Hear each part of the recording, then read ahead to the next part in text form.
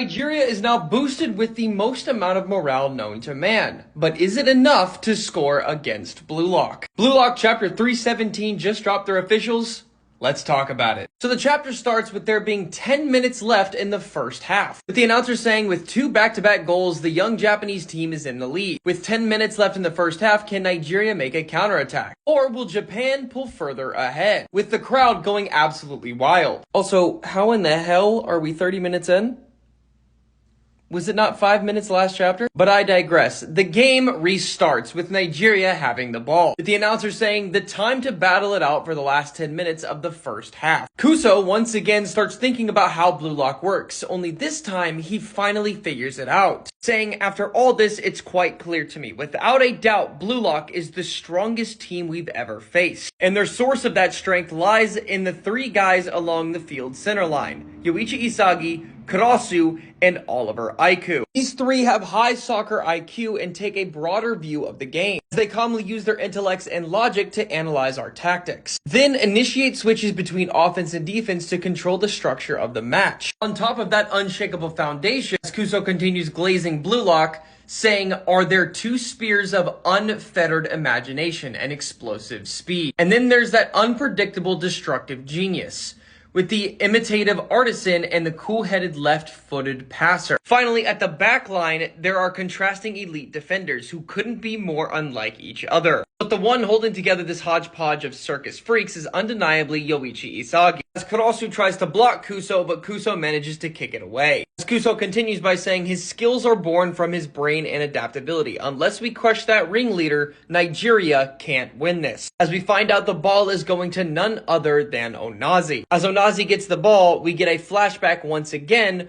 as them as children, with Bello saying, holy crap, Onazi, did you play soccer before? Onazi saying, nope, that was my very first time. As Kuso says, you must be a prodigy, with Obabana saying, whoa. As we cut back and forth to the main game and their past, we start to hear from Nigeria saying, if we have Onazi, do you think we can go pro? Dream bigger, we can win the World Cup, as the ball goes back to Bello guarding Hiyori. As they continue by saying, then maybe we can turn this life around and get rich. As Kuso responds to Obabana saying, obviously Obo, then we can buy anything and go anywhere. Like tasty food or pretty girls, I want to have a huge house. With Onazi saying, come on guys, it's not that simple. Just going pro is crazy hard. As Kuso says, huh, but we've got you, Onazi, as Obabana responds saying, yeah, you're here, Onazi. As Kuso continues by saying, that's right, it's fine, you're here. I feel like I can dream now. I'm sure you've been chosen by fate. You are our shining hope. As Onazi says, I'm here.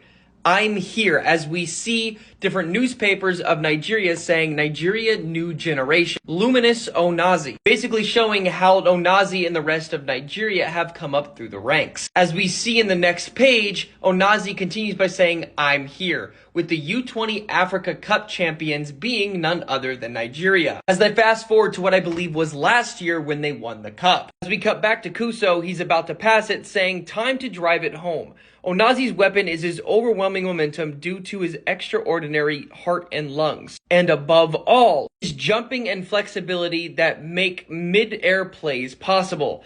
The greatest reason why Onazi is a striker is that Kuso passes the ball past Kuso and Auryu, as Onazi jumps up mid-air to kick the ball and try to score. As Kuso says, his ability to shoot in mid-air effectively doubles his shot area. As he states to Isagi, I'm surpassing you, Yoichi Isagi, as Onazi kicks the ball. And I just want to let it be known, Onazi's not surpassing Isagi. Homie has not seen anything yet. The biggest lie told in this game was right there. That right there. As we then see the GOAT, Gagamaru, ready to intercept Onazi's shot by him saying, bring it on. We then get a flashback to Gagamaru's special training during the 14 days leading up to this game. The Ego's letter saying, Gagamaru, you're still using your talent to fight. As we then in the next page get to see Gagamaru with 2 baseball mitts. As Ego continues by saying, acquire a goalkeeper's body by undergoing some special batting practice. As we see one of those machines that shoots out baseballs. And obviously sponsored by the Mikage Corporation. As Gagamaru says, I see, baseballs are faster and smaller than soccer balls, so this will hone my reaction speed. As he manages to catch one of the baseballs going into the net. As Gagamaru continues by saying, I I feel like my eyes and body are working 1.5 times faster. Once I grab it, I return to the middle. As he jumps in different directions within the goal, saying, not just my head, learn it with my body. As we cut back to the game, we hear Kuso say, go Shining Hope, as Onazi manages to get the ball past Isagi. As Gagamaru sees the ball coming, he says, its trajectory is tilting upwards.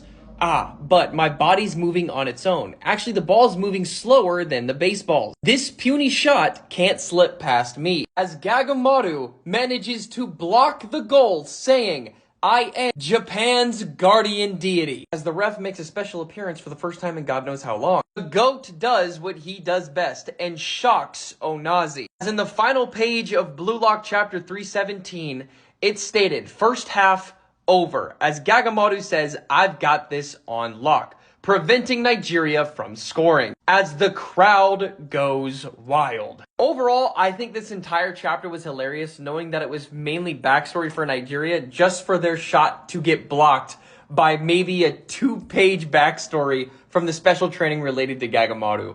That being said, if I was Nigeria, I'd be pissed. Yet again, they figure out Blue Lock to an extent, yet don't realize that Blue Lock isn't even trying. Confirming that Japan is the hardest team they've ever fought, knowing they've won the African Cup. Knowing that teams like Egypt and Cameroon, which have new Gen 11 players, were a part of that, and yet they still lost. I don't know what to tell you about that, but if anything, that's telling me that the players on Japan's team, Blue Lock, are on the level of new Gen 11 players. I would say overall this was a good chapter, all for it to amount to nothing for Nigeria. This is literally just a training match for Blue Lock at this point. I'm very curious to see how the second half will start.